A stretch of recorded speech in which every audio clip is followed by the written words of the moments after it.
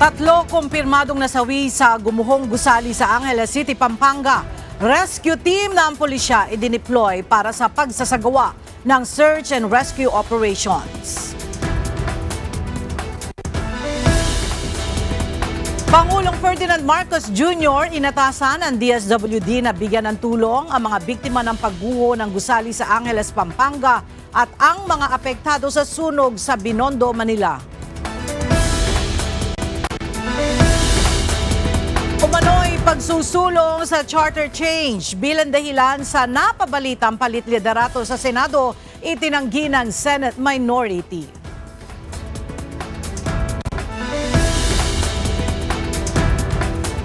Monetary compensation para sa mga biktima ng violent crimes, pinabilis ng DOJ, BOC at Land Bank.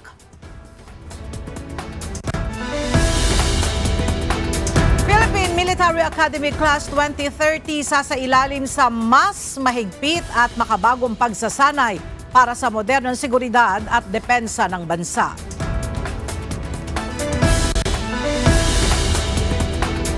At DOJ Radiance, COMELEC Vanguards at DENR Lawin Patrollers wagi sa pagpapatuloy ng eliminations round ng UNTV Cup Season 12.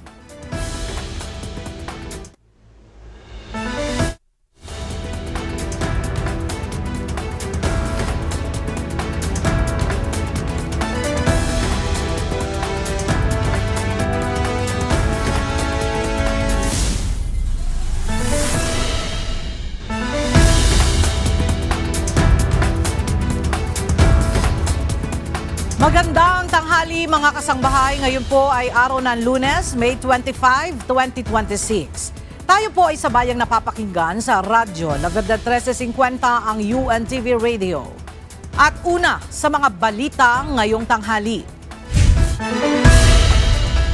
Nakamonitor ang Embassy of Malaysia in Manila sa sitwasyong kasunod ng gumuhong gusali sa Angeles City habang nagpapatuloy ang rescue operation sa lugar. Ayon sa embahada, inaalam pa nila ang kalagayan ng dalawang Malaysian national na pinaniniwala ang apektado ng insidente. Kinumpirma ng embassy na ligtas na ang isa sa dalawang Malaysian nationals habang patuloy ang pakikipag-ugnayan nila sa mga lokal na otoridad para alamin ang kalagayan ng isa pa. Una nang napaulat na isang labi ng Malaysian national ang nahukay sa ilalim ng gumuhong gusali sa gitna na nagpapatuloy na rescue operation.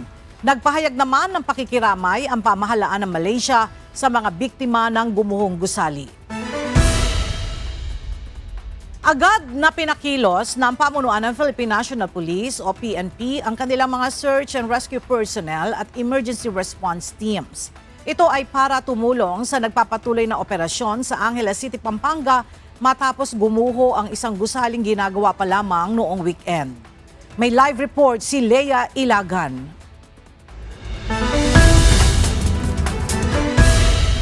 Leia, anong klaseng tulong ang gagawin ng PNP sa gumuhong gusali?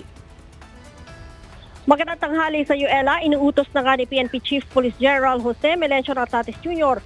ang mobilisasyon ng mga tauhan at kagamitan para tumulong sa rescue operations sa gumuhong ginagawang gusali sa Pampanga. Ito'y para mapabilis ang pagsagip sa mga natrap na manggagawa. Ang karamihan ay mga construction worker na nasa lugar nang mangyari ang insidente.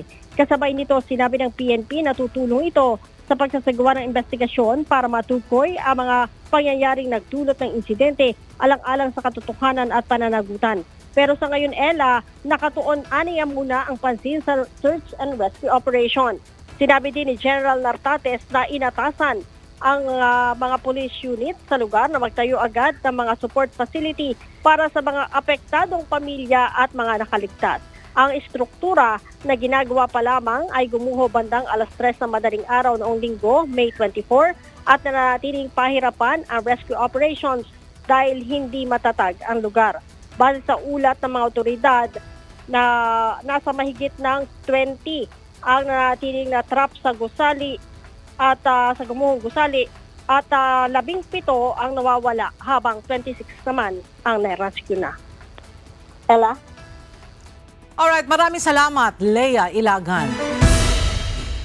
3 na ang kumpirmadong nasawi dahil sa pagguho ng ginagawang gusali sa Angeles City, Pampanga. Patuloy naman ang search and rescue operations para sa iba pang mga na-trap sa loob ng nag-collapse na istruktura. Para sa update, makibalita tayo kay Nestor Torres, live.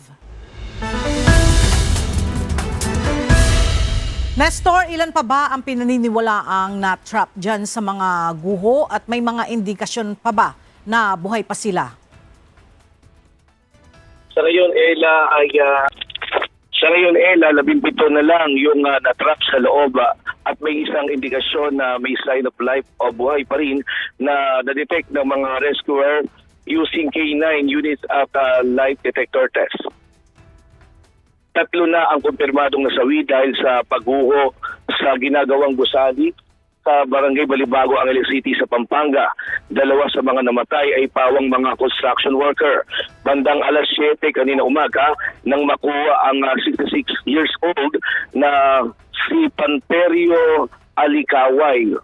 Napag-alaman na namatay ito matapos mag-cardiac arrest mula sa pagkaipit ito sa mga debris.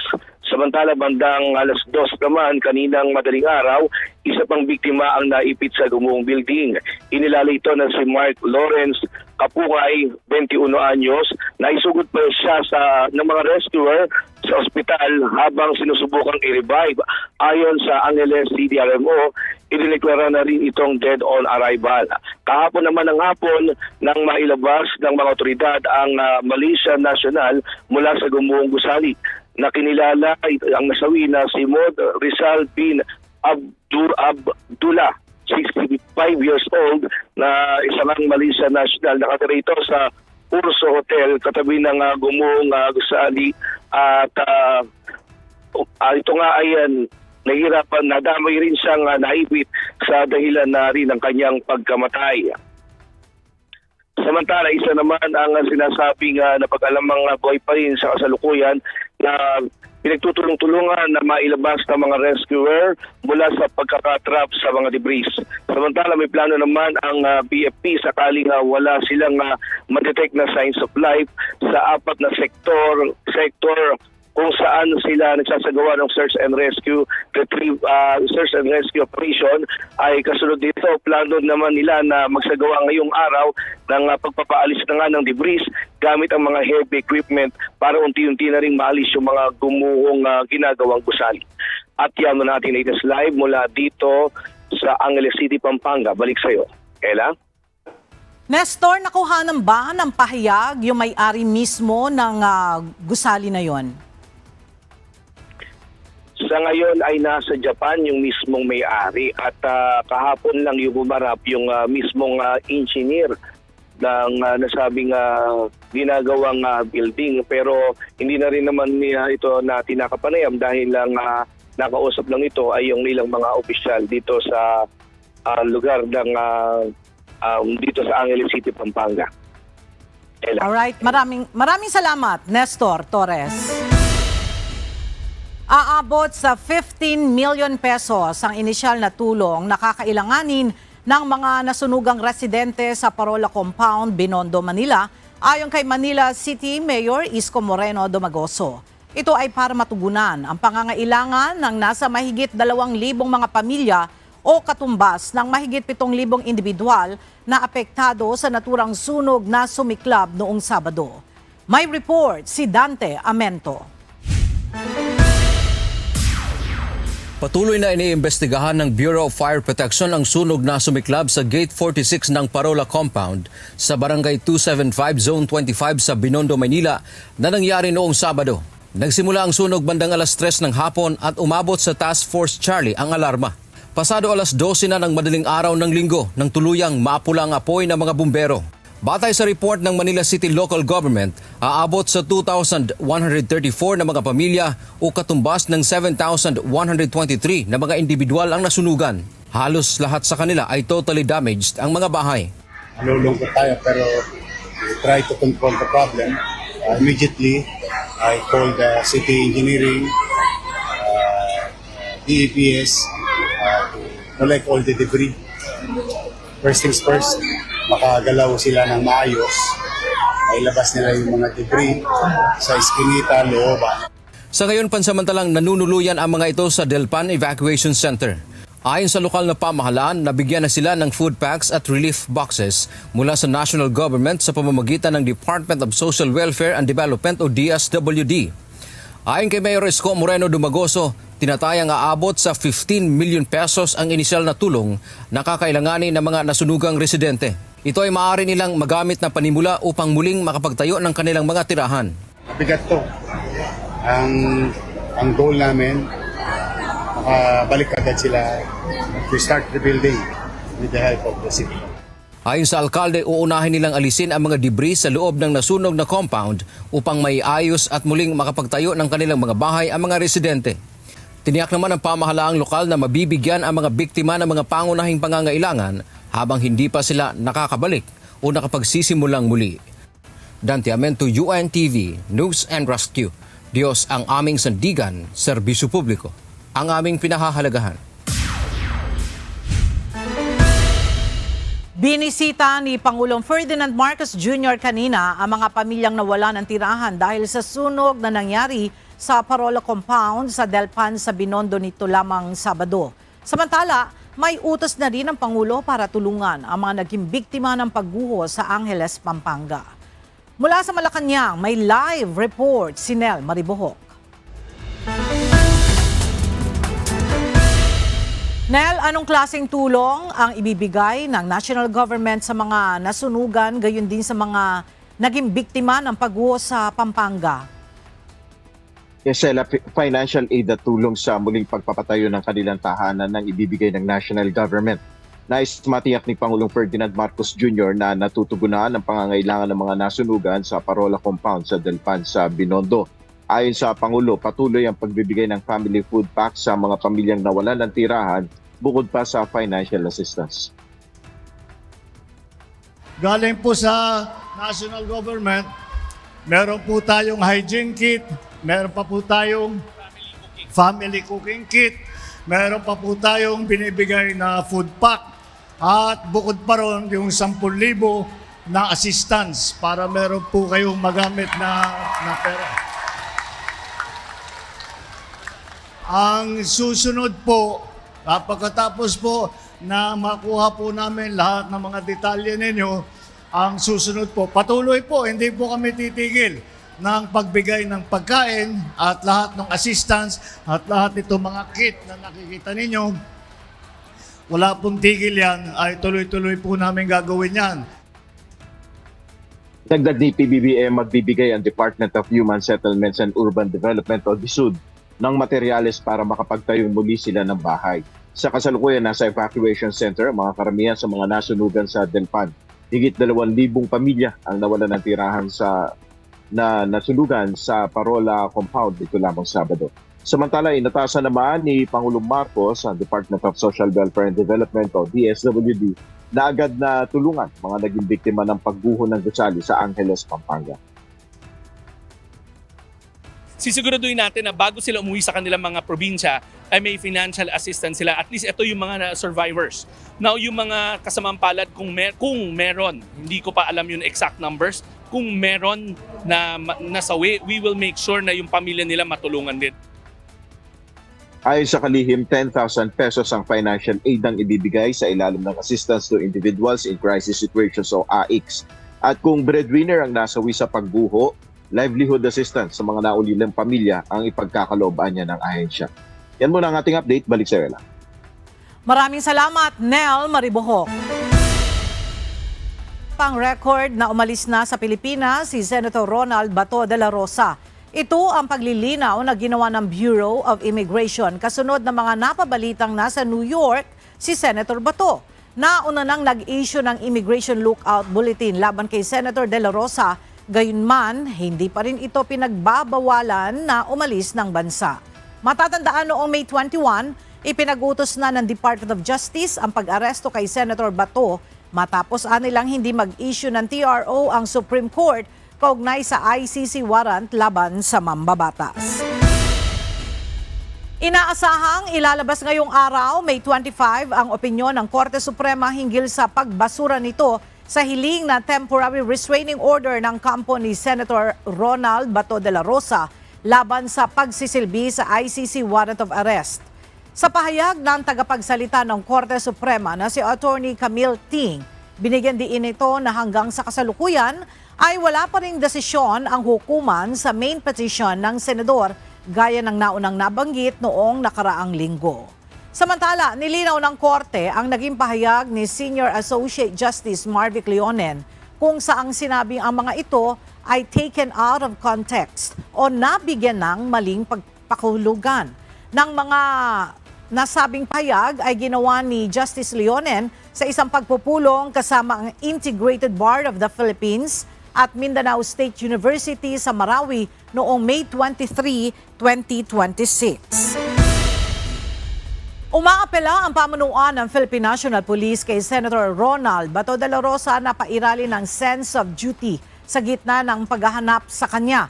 Patuloy din ang pakikipag-ugnayan ng pulisya sa iba pang law enforcement units para mabantayan ang posibleng kinaroroonan ng mambabatas. Narito ang ulat ni Leia Ilagan. Nanawagan si PNP Chief Police General Jose Melencio Nartates Jr. kay Senator Ronald Bato de la Rosa na igalang ang tsapa, uniforme at institusyon na dati niyang pinagsilbihan. Ito'y para matiyak ang mapayapang resolusyon sa gitna ng nagpapatuloy na operasyon para matuntun siya. Ayon kay General Nartates, nananatiling nakatuon ang PNP sa mahinahon at profesional na mga hakbang sa pagsisikap na mahanap ang senador. Binigyang diin ni General Nartates na patuloy ang malalim na paggalang ng mga pulis kay De La Rosa dahil sa kanyang mga taon na paglilingkod bilang dating pinuno ng pambansang pulisya. Una nang sinabi ng ilang opisyal na dapat ituring ang senador na maaaring armado at mapanganib dahil sa kanyang karanasan sa pagpapatupad ng batas at pagkakaroon ng akses sa mga baril.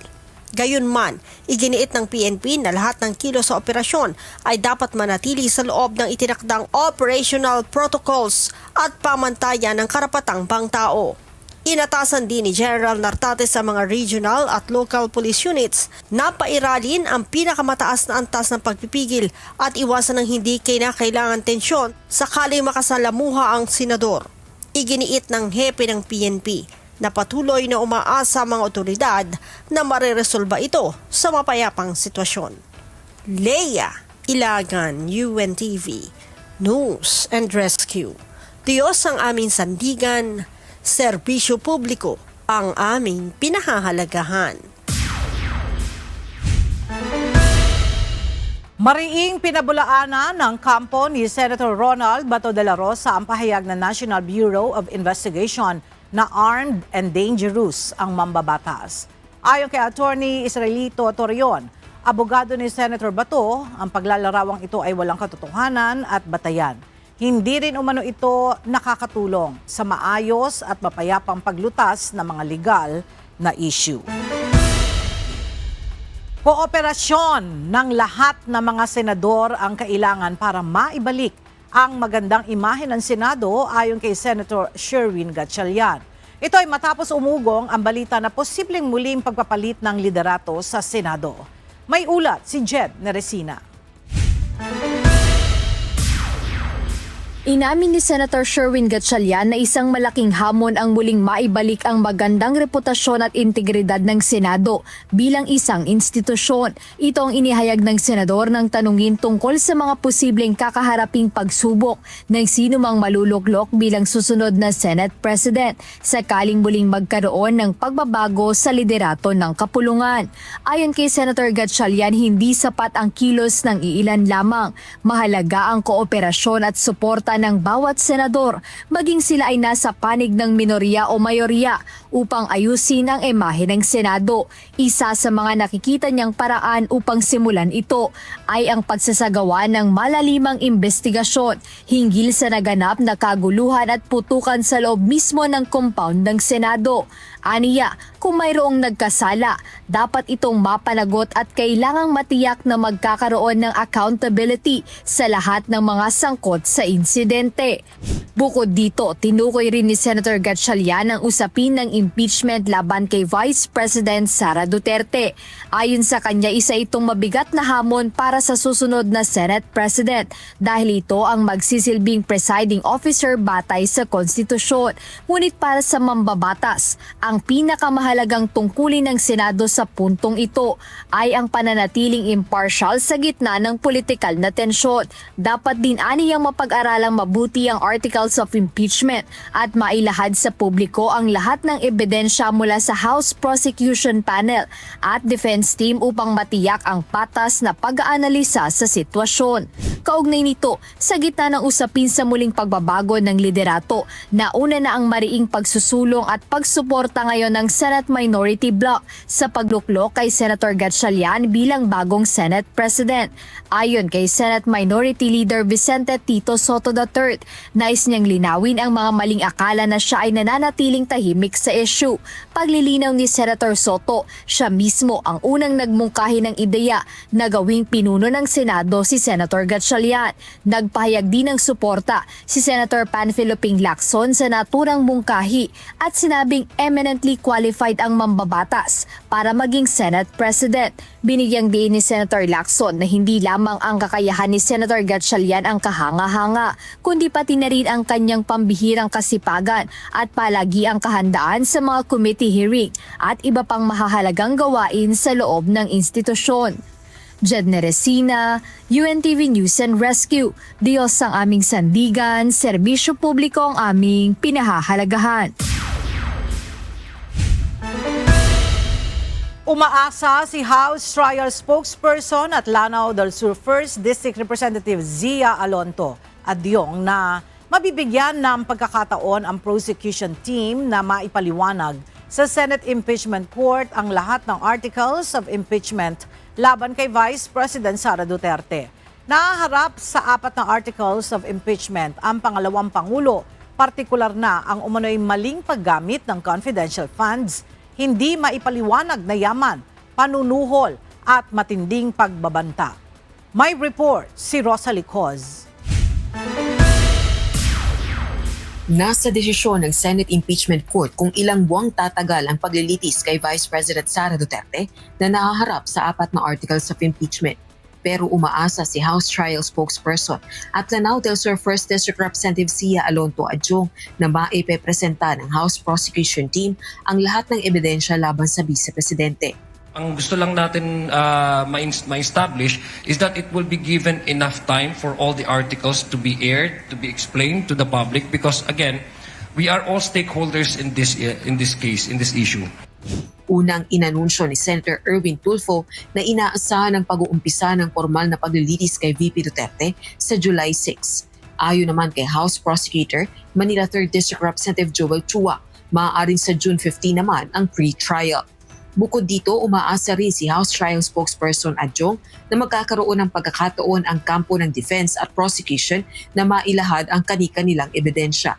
And this is the perfect and democratic venue for both sides to air their complaint. So yun lang po yung pinaninindigan na substantial time to give both sides the proper, the adequate time for them to express and present their evidences. Because ultimately, the people wants to hear evidences, wants to see kung ano yung nilalaman itong mga allegations na ito. Samantala, naniniwala din ang kongresista na sino man ang maging tagapanguna sa Senado o anuman na maging komposisyon ng mataas na kapulungan ng Kongreso ay hindi makaapekto sa paglilitis kay VP Duterte, lalo na sa paglalahad ng House Prosecution ng mga ebidensya. Rosalie Coz, UNTV News and Rescue. Diyos ang aming sandigan, serbisyo publiko ang aming pinahahalagahan.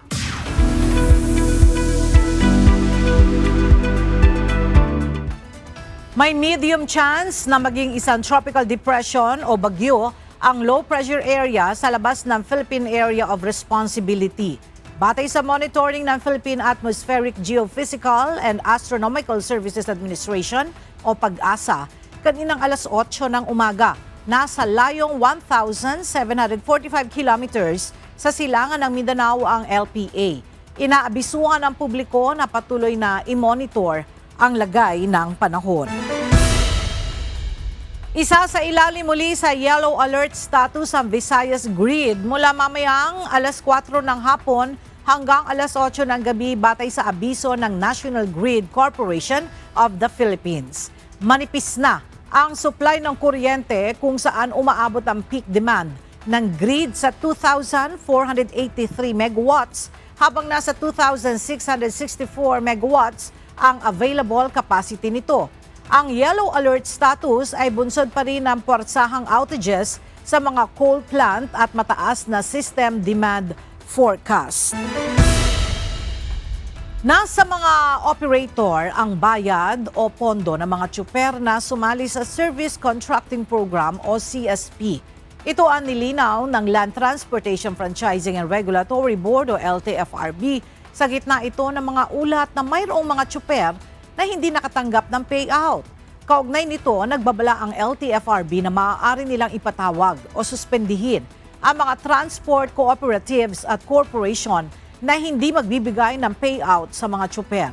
Noong May 22, araw ng Biyernes, ang huling araw na nag-iimplementasyon ng programa ng gobyerno.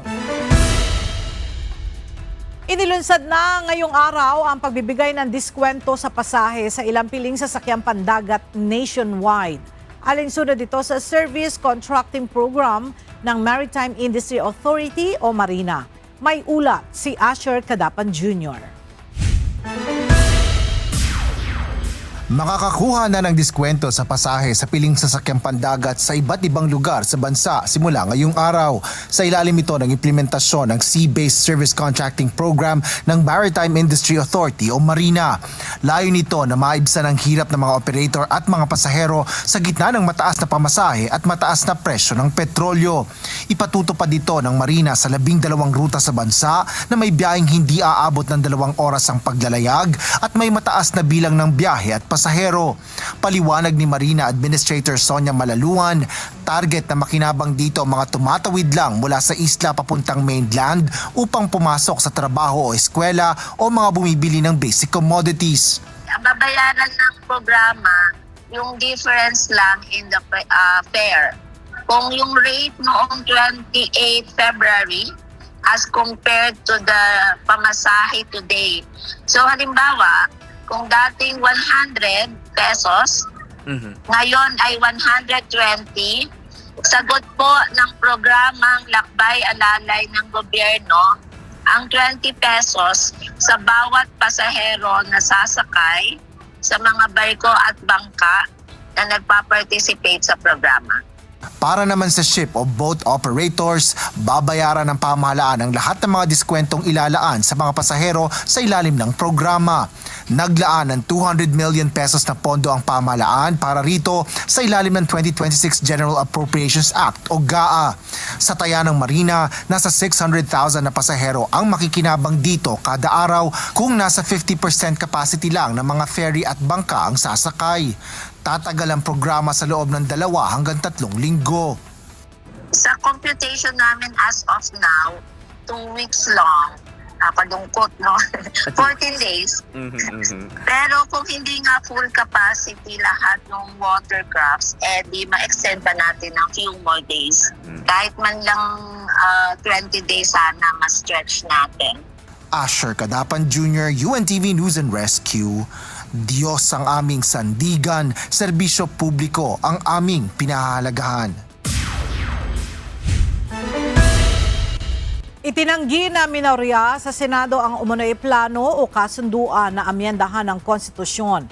Kasunod ito ng pagpapakita ng buong suporta ng minority bloc kay Senator Sherwin Gatchalian para maging Senate President. Mula sa Senado, may detalye si Jed Neresina live.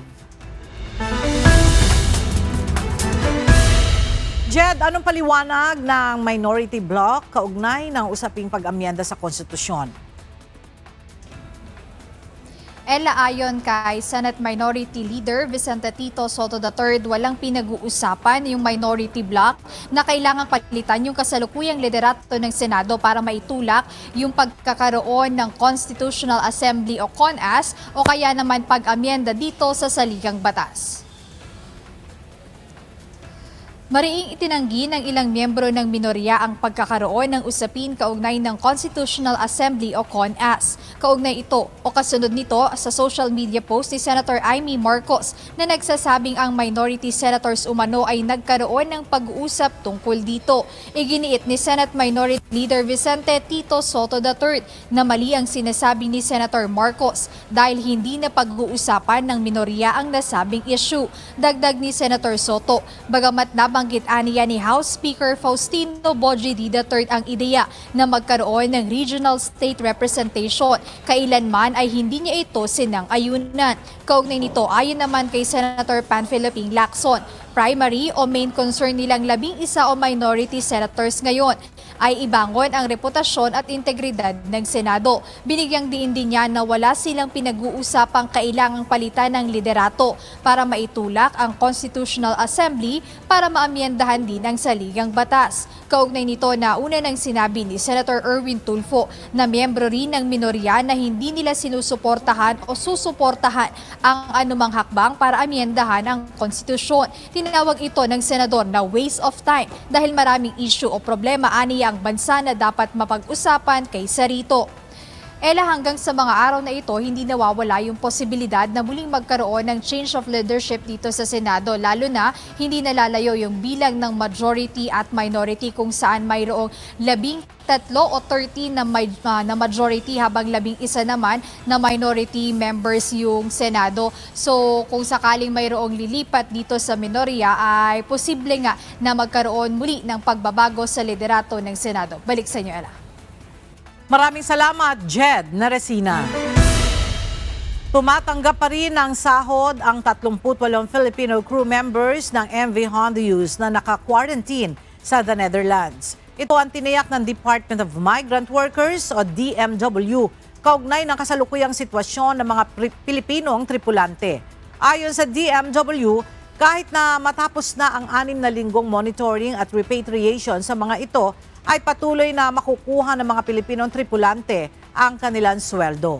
Kinumpirma muli ng Ocean-Wide Expedition na siyang may-ari ng barkong MV Hondius na negatibo sa hantavirus at nananatiling asymptomatic ang mga ito.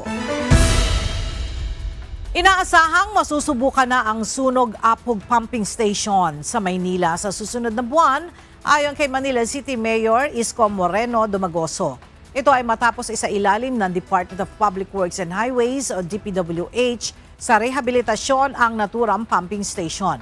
Kanina, personal itong binisita ni Pangulong Ferdinand Marcos Jr. kasama sina Public Works and Highway Secretary Vince Dizon at Manila City Mayor Isko Moreno Dumagoso. Panibagong batch na mga guro ang muling nabigyan ng matagal na nilang hinihintay na promotion sa ilalim ng Expanded Career Progression System. Dito, nangakong muli si Pangulong Ferdinand Marcos Jr. ng pangangalaga sa kapakanan ng mga guro. May report si Nel Maribuhok. Aabot sa 1,559 na mga guro at school heads ng Caraga ang nabigyan ng promotion sa ilalim ng Expanded Career Progression System o ECP system ng administrasyon. Kahapon, isinagawa ang mass oath-taking sa Agusan del Sur. Sa mensahe ni Pangulong Ferdinand Marcos Jr., muli niyang tiniyak ang suporta ng pamahalaan sa kapakanan at pag-unlad ng karera ng mga guro. Kaya sa pamamagitan anya ng ECP system, makakamtan ng mga guro ang kanilang matagal na nilang hinihintay na promosyon. Alam ko po naman na marami sa mga guro, taon o dekada pa ang inaantay bago magkaroon ng promotion. Kaya po isinulong natin ang Expanded Career Progression o ECP system. Sa sistemang ito, may mas malinaw na landas para sa inyong career growth. Nangako si Pangulong Marcos na patuloy na gagawa ng mga paraan ng pamahalaan para mabawasan ang trabaho ng public school teachers. Gumagawa rin tayo ng mga hakbang para makatulong sa ating mga guro tulad ng dagdag na teaching positions, administrative officers at project development officers upang mabawasan ang inyong paperwork. Nagdagdag din tayo ng araw sa inyong uninterrupted annual vacation service credits.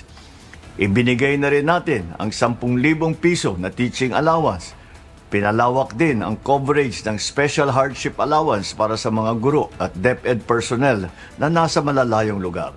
Sa ilalim ng Executive Order No. 174, binibigyan ng ECP system ang mga guro sa pampublikong paaralan ng mas malinaw na landas para sa promotion at pagtaas ng sahod sa pamamagitan ng pagtuturo o pamamahala ng paaralan kahit walang bakanteng plantilla position.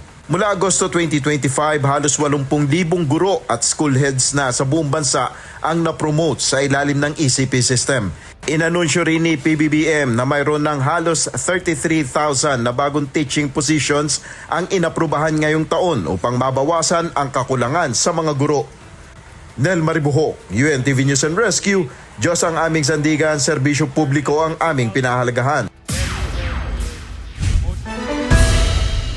Lehitimong operasyon ng militar ang engkwentro na nangyari sa bayan ng Toboso at Kawayan Negros Occidental noong April 19 at May 16 ayon kay Defense Secretary Gilbert Gibo Teodoro.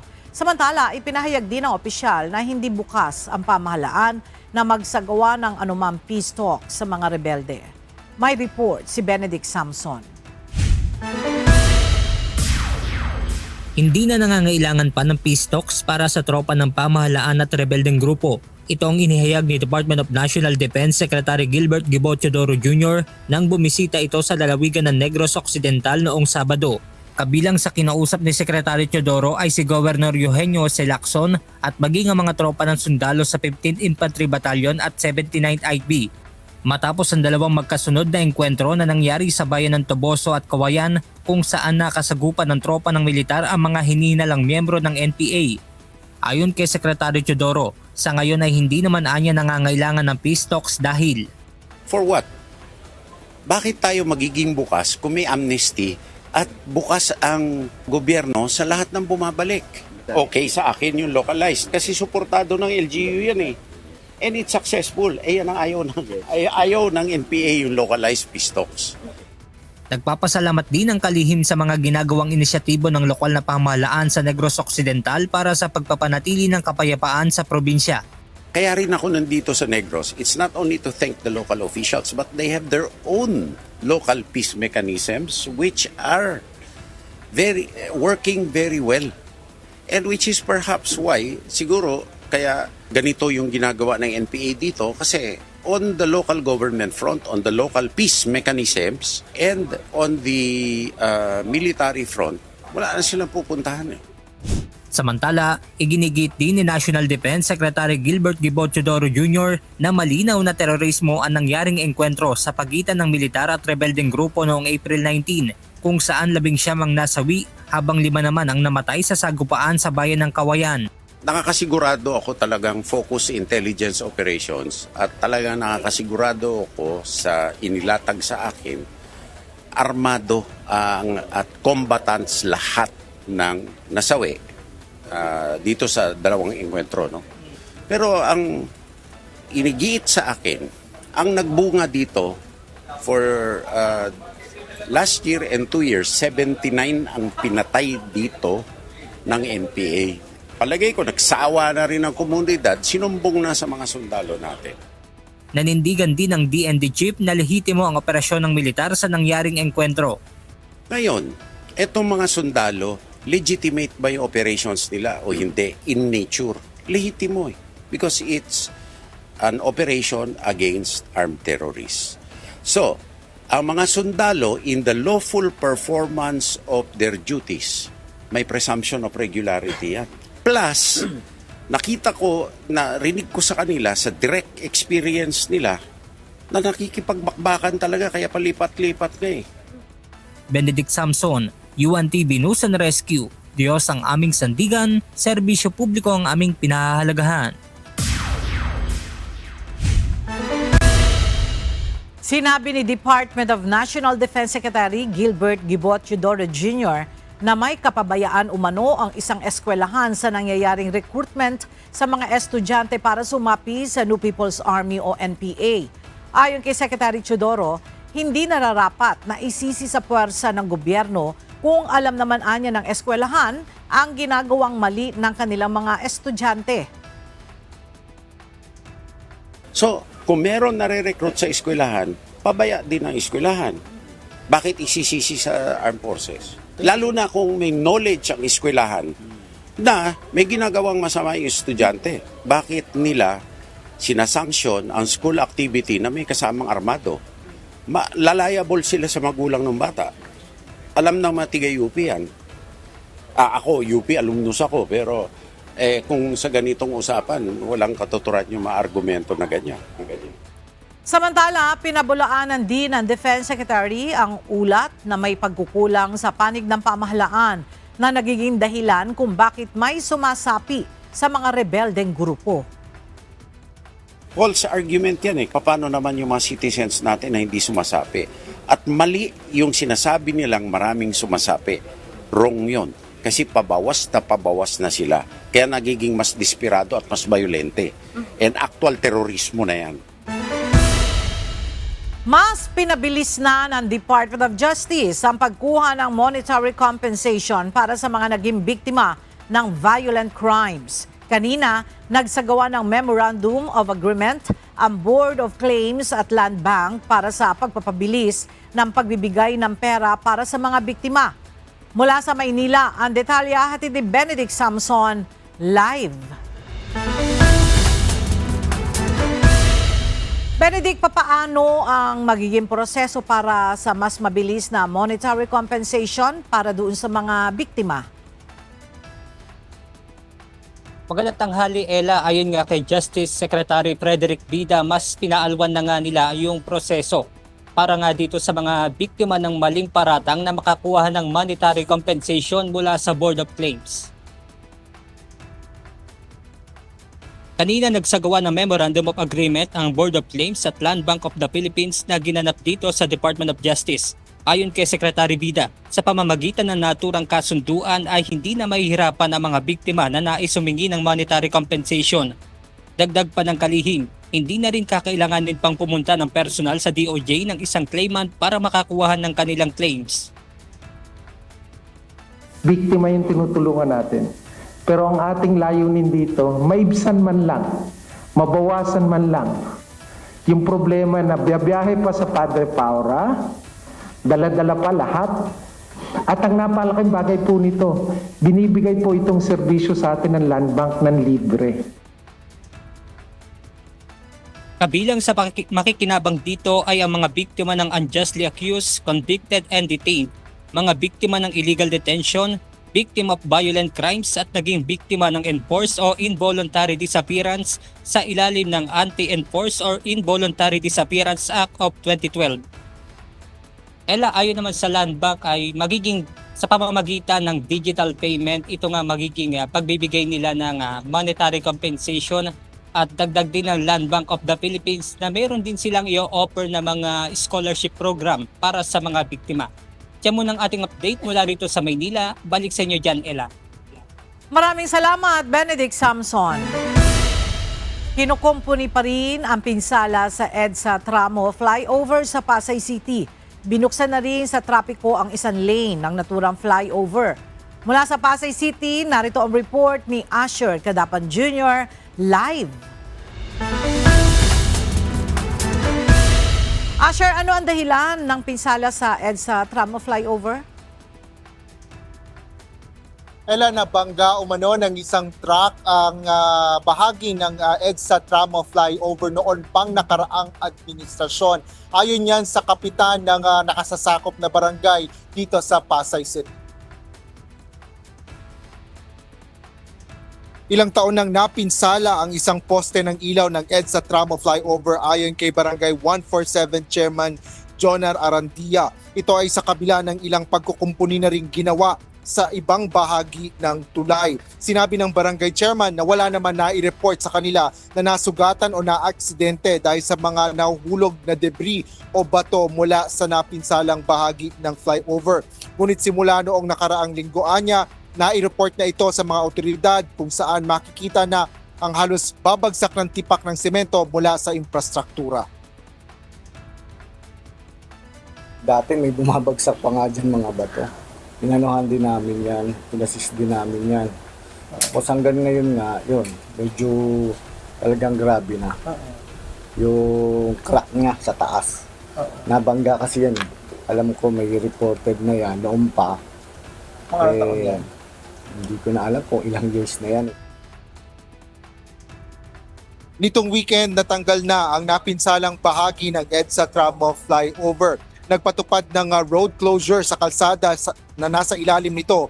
Ngunit nabuksan na ito sa trapiko kaninang umaga. Ngunit dahil nananatili pa rin ang backhoe sa mismong taas ng tulay, isang lane lang ang nadadaanan sa bahagi ng kalsada. Nagdudulot naman ito ng bahagyang pagsisikip ng trapiko sa lugar. Sa ngayon, Ella, ay possible naman itong magkabilang bahagi ng EDSA Tramo at dito sa ilalim.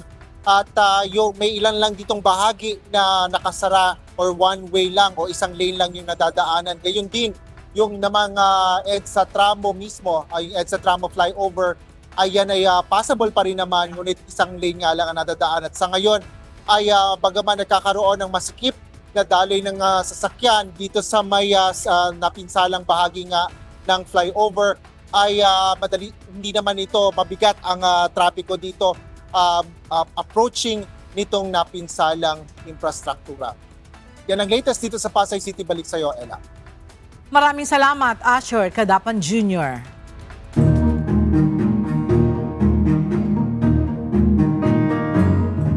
Mula sa mahigit 33,000 na nangarap makapasok sa Philippine Military Academy o PMA, 367 lamang ang formal na tinanggap bilang bagong miyembro ng PMA Class 2030. Kasabay nito, sasailalim ang mga bagong kadete sa mas pinalawak na pagsasanay at pag-aaral para sa modernong seguridad at depensa ng bansa. Ang detalye hatid ni Grace Doctolero live. Grace, gaano kahigpit ang paghahanda sa mga bagong kadete ng PMA Class 2030? Yes, Ella, matinding pagsasanay at makabagong pag-aaral ang naghihintay sa mga bagong kadete ng Philippine Military Academy matapos ang kanilang oath-taking at reception rites sa Borromeo Field sa Baguio City. Binubuo ang PMA Class 2030 ng 290 na lalaki at 77 na babae na nakapasa sa mahigpit na screening ng akademya. Ayon sa PMA, mahigit 33,000 na nag-apply, 24,000 lamang ang nakakuha ng entrance exam habang 1,436 ang nakapasa sa pagsusulit at sumailalim sa rigorous screening process. Pagdadaanan ng mga bagong kadete ang Enhanced Bachelor of Science in Management Major in Security Studies curriculum kung saan pag-aaralan nila ang cybersecurity, international defense, strategic leadership at critical thinking. Layunin ng PMA na maihanda ang mga kadete sa mga bagong uri ng banta at hamon sa seguridad sa loob at labas ng bansa. Ayon kay PMA Superintendent Vice Admiral Cesar Bernard Valencia, ginagawa ng akademya ang mga hakbang para mas maitaas ang antas ng kanilang military at academic training upang makasabay sa international standards. Samantala, binigyang diin naman ng Commandant of Cadets na simula pa lamang ang reception rites ng pagbabago ng mga kadete mula sa pagiging sibilyan tungo sa disiplinado at regimented na buhay militar. Ella, inaasahan naman na ang mga bagong kadete ng PMA Class 2030 ang magiging bahagi ng susunod na henerasyon ng mga pinuno at opisyal ng Armed Forces of the Philippines.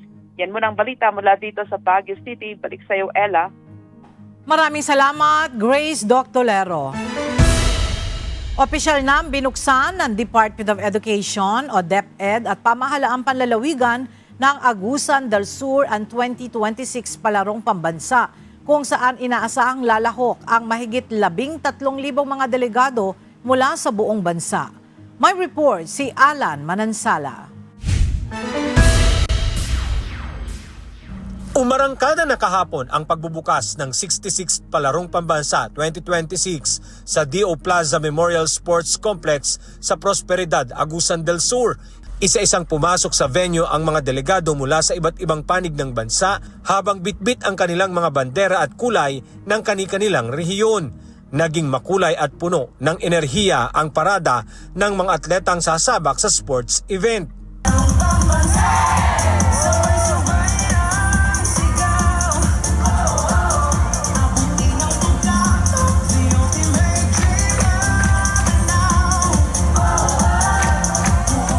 Nasa 13,247 ang kabuuang delegado na binubuo ng mga student athlete, coach, assistant coach at chairperson mula sa 18 rehiyon ng bansa kasama ang National Academy of Sports at Philippine Schools Overseas. Mas mataas din ngayon ang partisipasyon sa palaro kumpara noong nakaraang taon na may dagdag na mahigit 1,000 delegado. Sa opening ceremony, naging panauhin sa programa si Department of Education Secretary Sani Angara, DepEd Undersecretary for Operations Dr. Malcolm S. Garma, Senator Jinggoy Estrada, kasama na ang ilang mga opisyal ng provincial government ng Agusan del Sur.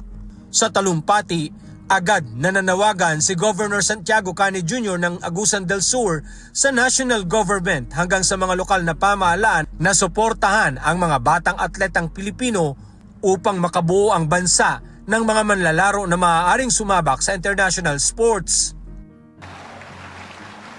I am calling on our national government, our local government. Let us support. Let us formulate a sports program that would truly give fair chance to every Filipino athlete to excel, not only in the national level, but also in the international level. Kasi tayong mga Pilipino, ang lakas po nating pumalakpak kapag ang isang atletang Pilipino ay nanalo sa mga international sports competition. Ang bilis po nating bigyan sila ng karangalan. Pero think of it, for them to become excellent athlete, gaano ba kalaki ang suporta na ibinigay ng ating gobyerno para sila ay magiging excellent athletes internationally. Ayon pa sa DepEd, patuloy na pinalalawak ng palarong pambansa ang mga pagkakataon para sa mga kabataang Pilipino sa pamamagitan ng mas inklusibong sports events at karagdagang mga kategorya ng kompetisyon. At alam niyo po, malapit po sa puso ng ating Pangulong Bongbong Marcos ang palakasan o sports. Ang mas malaking budget na nakuha this year para sa palaro mula sa pagbuo ng school sports katulong ang PSC, ang pag-aayos ng sports facilities. Lahat po yan ay utos ng ating mahal na Pangulo. Sa isang mensahe, tiniyak naman ni Pangulong Ferdinand Marcos Jr. ang suporta para sa mga batang atleta. Kaya para sa inyo at sa ibang batang atleta, patuloy ang pamahalaan sa pagsuporta sa inyong pagsasanay sa larangan ng palakasan. Masaya akong ibalita sa inyo sa kauna-unahang pagkakataon, maglalaan ang Philippine Sports Commission ng mga incentive para sa mga medalista sa regular sports at sa para games bilang pagkikilala sa inyong husay. Alan Manansala, UNTV News and Rescue. Diyos ang aming sandigan, serbisyo o ang aming pinahahalagahan.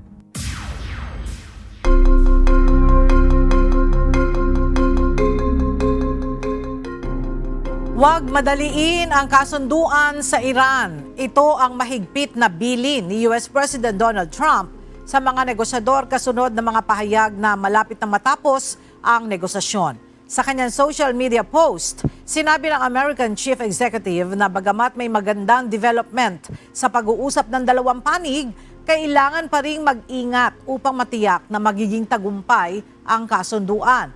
Kabilang sa pinag-uusapang deal ay ang pagpapalawig ng tigil putukan, muling pagbubukas ng Strait of Hormuz at isang plano para sa karagdagang mga negosasyon sa programang nuklear ng Iran.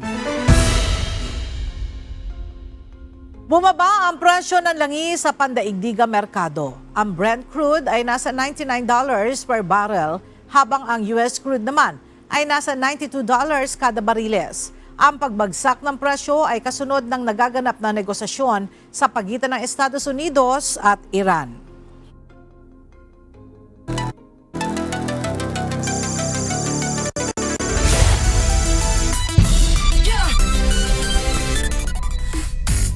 DOJ Radiance at Comelec Vanguards nakasungkit ng panalo mula sa comeback win sa eliminations round ng UNTV Cup Season 12.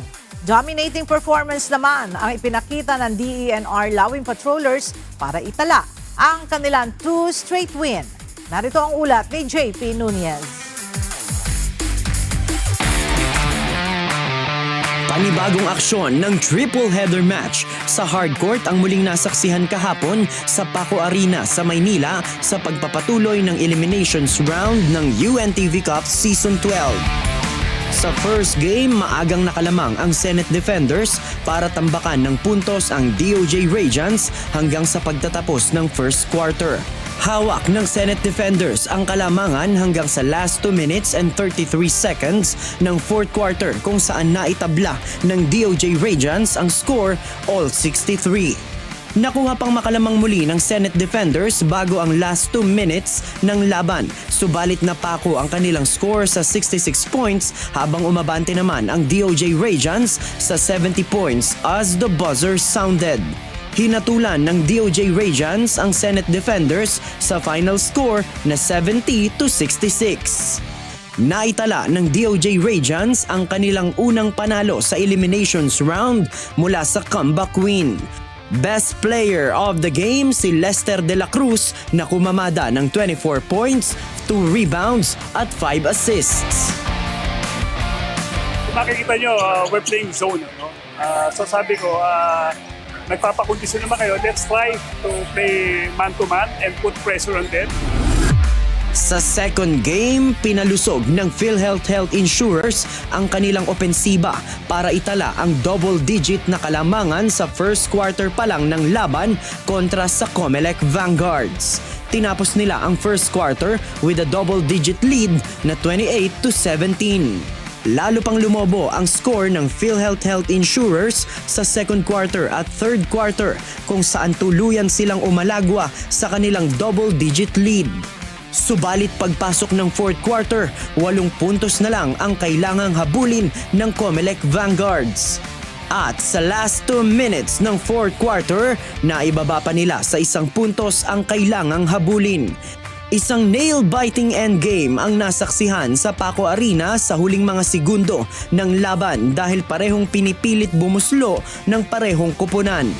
Pero sa huli, tuluyang lumamang ang Comelec Vanguards para itala ang kanilang comeback win sa final score na 76-71.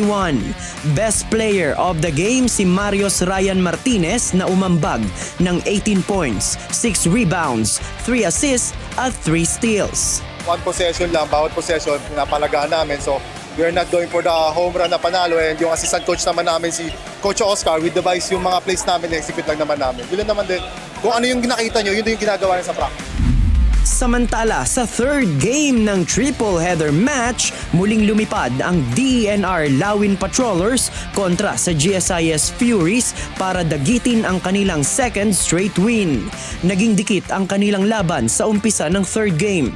Subalit, pagsapit ng second quarter, unti-unti nang umangat ang kalamangan ng DENR Lawin Patrollers. Isang dominating performance na ang ipinakita ng DENR Lawin Patrollers hanggang sa matapos ang kanilang tagisan sa hardcourt. 16 points ang naging lead ng DENR sa pagtatapos ng game sa final score na 95-79. Best player of the game si Ralph Lansang na nagtala ng 14 points, 6 rebounds at 2 assists. Nagstay kami sa system, one. Nagstay kami sa game plan. Yun naman ang namin, ang unang plano namin. And then, we believe in ourselves. We trust ourselves sa yung mga decisions namin. Mga decisions kailangan na nagtiwala kami sa isa't isa. Yun nga, we double time our practices. Abangan ang mga susunod pang bakbakan sa hardcourt sa official social media accounts ng UNTV Sports at UNTV News and Rescue. Win in sports, win for charity! JP Nunez, UNTV News and Rescue. Diyos ang aming sandigan, serbisyo publiko ang aming pinahahalagahan.